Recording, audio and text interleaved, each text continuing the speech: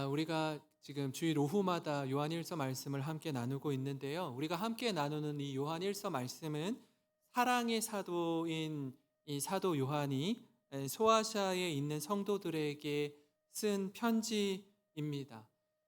무엇보다도 이 사랑의 공동체인 교회가 하나님께서 우리에게 보여주신 그 사랑으로 서로 사랑할 것에 대해서 무지하게 많이 반복해서 전해줍니다. 요한 1서를 이렇게 읽으면요, 지금 오늘 본문도 마찬가지고 그 앞뒤를 다 봐도 마찬가지고, 좀 사랑하라 알겠습니다 하고 조금 잊을만 하면 또 서로 사랑하라 반복하고 또 반복합니다. 그렇다면 왜 그렇게 자주 또 많이 반복하는 걸까요? 왜 반복하죠? 그만큼 중요하기 때문입니다. 그 사랑은 이렇게 막연한 사랑이 아니라 희생과 헌신을 통한 사랑이고, 또 우리에게 친히 먼저 보여주신 사랑입니다. 그래서 우리가 읽은 말씀 앞장인 이 3장에서는요, 좀 더 구체적으로 사랑을 이렇게 실천하면 좋겠다라고 말하는데요. 요한일서 3장 18절에 같이 한번 읽어보겠습니다. 자녀들아, 우리가 말과 혀로만 사랑하지 말고 행함과 진실함으로 하자. 아멘. 여러분, 요한이 왜 이렇게 말하는 걸까요? 많은 이들이 사랑을 말로만 하기 때문에 그래요. 그러니까 말과 혀로 사랑하는 게 훨씬 쉽기 때문에 그렇습니다. 그러니까 말은 누구나 잘합니다. 특히 저 같은 목회자들이 말로만 떠들기 쉬운 자리에 있는지 모릅니다. 그래서 사실 이 강단에 서면서도 늘 두렵고 떨림으로 서게 됩니다. 오늘 이 본문은요, 이런 맥락에서 성도들에게 이렇게 권면을 하고 있습니다. 7절, 8절인데요. 사랑하는 자들아, 우리가 서로 사랑하자. 사랑은 하나님께 속한 것이니 사랑하는 자마다 하나님으로부터 나서 하나님을 알고, 사랑하지 아니하는 자는 하나님을 알지 못하나니 이는 하나님은 사랑이심이라. 서로 사랑하라는 거예요. 한쪽만 일방적으로 사랑하지 말고 이쪽이 사랑을 베풀면 반대편도 서로 사랑하라라는 겁니다. 사랑해야 할 이유는 사랑이라는 속성 자체가 하나님께 속한 것이기 때문에, 사랑이신 하나님을 믿고 따르는 자라면 그 하나님을 닮아가게 되어 있는 거예요. 하나님을 너무너무 기뻐하고 주님을 사랑하고 주님을 예배하면 자연스럽게 나타나야 하는 모습이 사랑의 열매인 것입니다. 이런 사랑은, 이 사랑이 막연하지 않아요. 하나님이 우리에게 사랑이 무엇인지 친히 보여주셨기 때문입니다. 우리는 그 보여주신 그대로 보고 듣고 경험한 대로 사랑하면 됩니다. 오늘 본문을 중심으로 하나님 사랑이 어떤 사랑인지 좀 같이 나누려고 하는데요. 첫 번째로 하나님의 사랑은 우리를 살리는 사랑이라는 거예요. 살리는 사랑이라는 겁니다. 하나님의 사랑은 막연하지 않습니다. 뜬구름 잡는 식의 사랑이 아닙니다. 하나님은 사랑이 무엇인지 우리에게 친히 보여주셨는데, 어떻게 보여주셨냐 하면 9절입니다. 우리 같이 한번 읽어보겠습니다. 시작. 하나님의 사랑이 우리에게 이렇게 나타난 바 되었으니 하나님이 자기의 독생자를 세상에 보내심은 그로 말미암아 우리를 살리려 하심이라. 우리를 어떻게 해요? 살리려 하심이라. 독생자를 보내주셔서 죽을 수밖에 없는 우리를 살리신 그 사랑이라는 거예요. 그렇게 우리가 살아갈 소망이 있고 이유가 있다라는 겁니다. 11절에도요. 사랑하는 자들아, 하나님이 이같이 우리를 사랑하셨은지 우리도 서로 사랑하는 것이 마땅하도다. 이같이 우리를 사랑했다는 사랑이 어떤 사랑이에요? 독생자 예수 그리스도를 내어주신 사랑, 자신의 전부를 내어주신 사랑입니다. 그 사랑을 힘입어서 서로 사랑하라라는 거예요. 그렇게 보면은 하나님의 사랑을 생각할 때 반드시 전제되어야 하는 것이 있죠. 그게 뭐죠? 헌신과 희생이 뒤따른다라는 거예요. 이를 기초로 내가 헌신하고 내가 희생할 때에 내가 사랑하는 그 사람이 살아나는 역사가 일어나게 될 줄 믿습니다. 희생과 헌신을 할 때 내가 사랑하는 사람이 힘을 얻고 용기를 얻게 된다라는 거예요. 제가 굉장히 많이 얘기하는 것 같은데 아마 이제 딸딸딸 외울 수도 있을 것 같은데 2004년도 2월 달에 결혼을 했어요. 2004년도 19년 됐죠. 결혼을 할 때 사실 너무 힘들어가지고 좀 그 걱정을 했어요. 이렇게 결혼식 하는 그 날에 이제 교회에서 결혼을 했는데 빚쟁이들이 막 와서 이렇게 난동을 부릴까봐 벌벌벌벌 떨면서 결혼을 했습니다. 그렇게 결혼을 하고 신혼생활을 하다 보니까 일상이 잘 안 되더라고요. 생활이 너무 어려운 거예요. 또 교육전도사 사례는 뻔하고 먹고 사는 것도 잘 안 되더라고요. 그러니까 김포공항 앞에 살았는데 김포공항 안에 이마트가 있어요.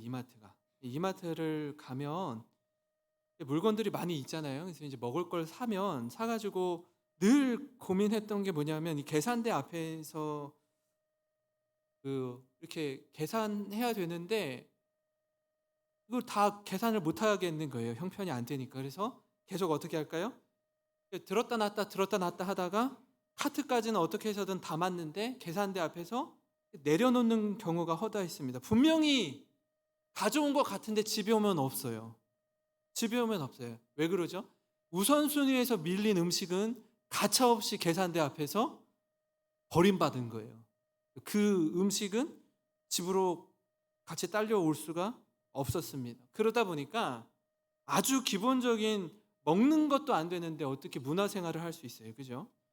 한 가지 이 문화생활을 즐길 수 있는 방법이 하나 생겼습니다. 그게 뭐였냐면 이제 서울 목동에 갔는데 목동에 가면 현대백화점 있고 거기에 이제 영화관이 하나 있거든요. 거기를 이제 영화를 보고 싶은데 주변을 서성이다 보니까 헌혈 버스가 하나 있는 거예요.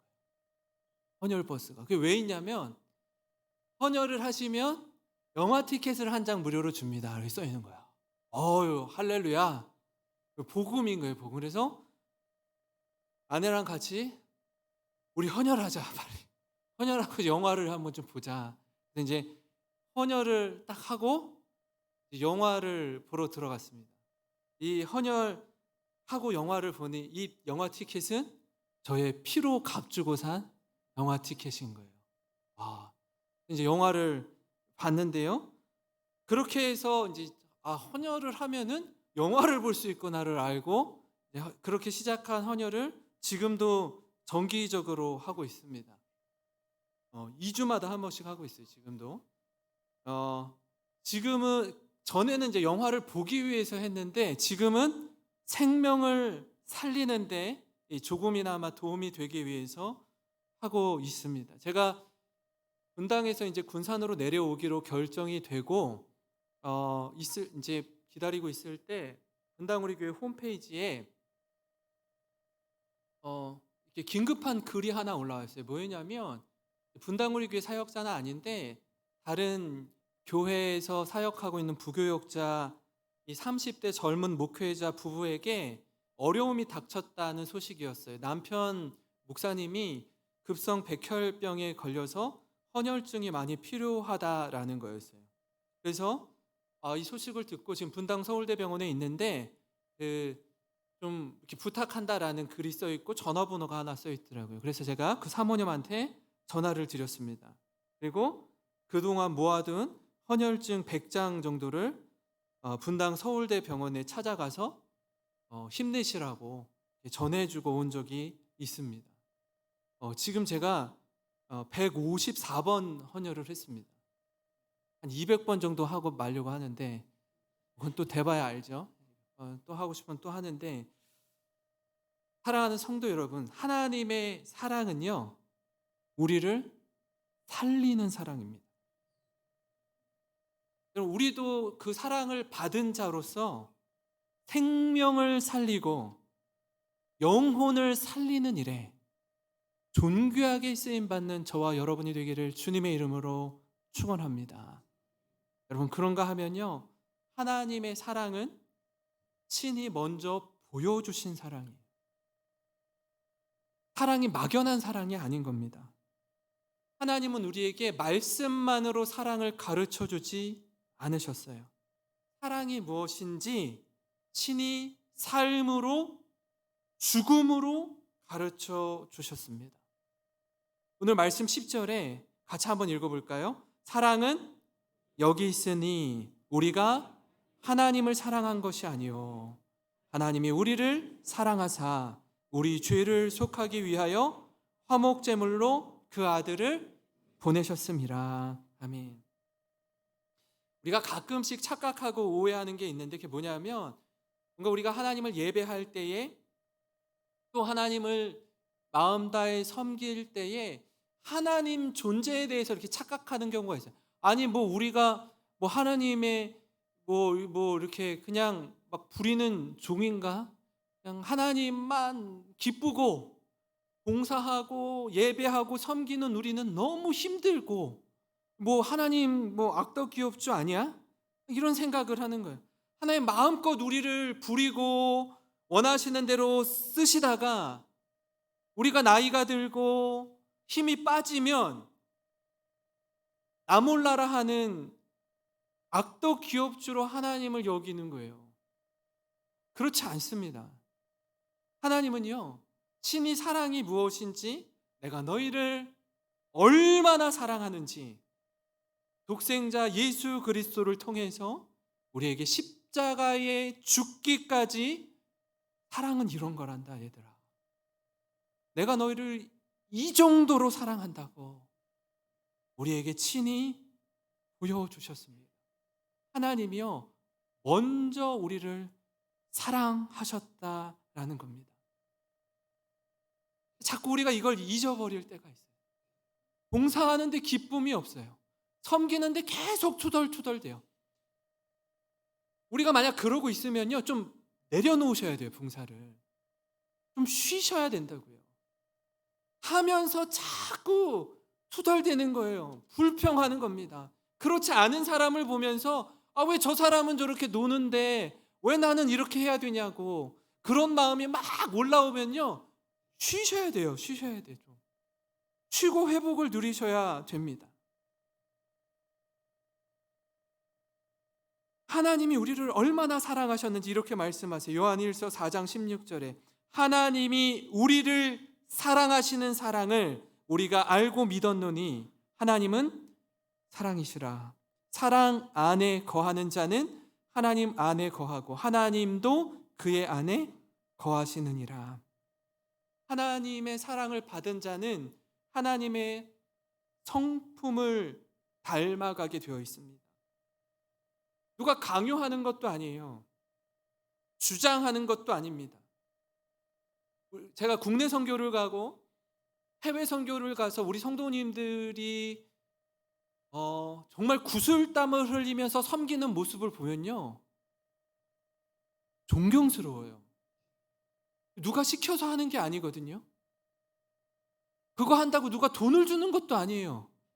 오히려 휴가를 내고 금쪽 같은 시간을 떼어내서 자기 물질 들이고 자기 시간 들여서 헌신하는 거거든요. 근데 땀을 뻘뻘 흘리면서 헌신하는 거예요. 좀 쉬엄쉬엄 해도 되는 법한데 얼굴 표정을 보면요, 기쁨이 넘치는 거예요. 그게 어떻게 그게 가능하죠? 받은 사랑과 은혜가 너무 크고 놀라워서 은혜에 대한 반응으로 자연스럽게 사랑이 흘러나오는 겁니다. 그렇게 혼신의 힘을 다 쏟아붓고서 같이 서로 이렇게 간증하고 고백하는 이야기를 들으면 우리 성도님들이 뭐라고 말씀하시는지 아세요? 목사님, 사실 이렇게 국내 선교나 해외 선교를 가면서 저들 어려운 교회, 또 어려운 상황 가운데 처해 있는 우리 라오스 장애인들을 내가 좀 베풀고 섬기고 도우러 가는 줄 알고 그렇게 갔다가 오히려 제가 말로 다 할 수 없는 은혜를 입고 옵니다. 사랑을 받고 옵니다. 그럼 눈물을 흘리면서 그렇게 말씀을 하시는 거예요. 좀 이상하죠? 이게 어떻게 가능해요? 자신이 땀 흘리고 자신이 비용 지불 다 하고 헌신했는데 자신이 은혜 받았다는 거예요. 하나님의 사랑이 얼마나 크고 놀라운지 깨달았다는 거예요. 이 비밀이 어디 있습니까? 이게 그리스도인의 모습인 거예요. 하나님의 사랑과 은혜를 경험한 자가 고백할 수 있는 겁니다. 사랑하는 성도 여러분, 우리 안에 이 사랑이 흘러 넘치길 간절히 기도합니다. 그래서 우리를 보는 이마다 말하기를 성경 속의 그리스도가, 성경 속의 예수님이 이 땅에, 이 시대에 우리와 함께하는 것 같습니다. 그래서 붙여진 별명이 뭐라고요? 그리스도인이라고요. 기독교의 가치가 땅에 떨어지고 뭐라고 해요 요새? 예수는 좋습니다. 그러나 그리스도인은 싫습니다.